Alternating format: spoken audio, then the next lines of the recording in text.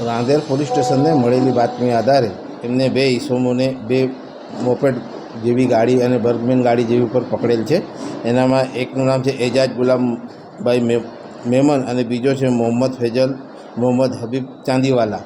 આ બંને જણા પહેલાં તો રાંદેર વિસ્તારમાં બદામ વેચવા આવેલા. એ બાતમી મળેલી પોલીસને એટલે એ લોકોને બદામ સાથે પકડી પાડેલા.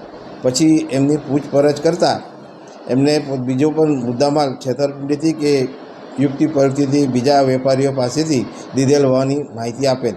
જે આધારે એમને સાથે રાખી અને એમના ઘરમાં પંચોના માણસો સાથે તપાસ કરતાં એનામાં અલગ અલગ ડબ્બામાં બદામ જેવી વસ્તુ મળી આવેલ તથા કાપડના ટાંકા મળી આવેલ છે તથા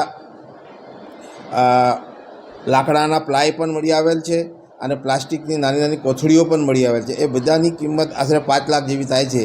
એ તમામ મુદ્દામાલ સાથે એમને પકડી પાડેલ છે અને એમની પૂછપરછ કરતાં એ અલગ અલગ જગ્યાએથી લોકો પાસેથી મુદ્દામાલ પૈસા આપીશું એમ કરીને લઈ લીધેલ છે અને લોકો સાથે છેતરપિંડી કરેલ હોવાનું અત્યારે પ્રાથમિક તપાસમાં જાણવા મળેલ છે.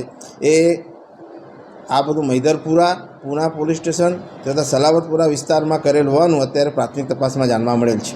કેટલા લોકો ભોગ બન્યા? 2 જણા અત્યારે આરોપી પકડાયા છે, પણ 4-5 જણા ભોગ બનેલાનું હવે ધ્યાનમાં આવેલ છે.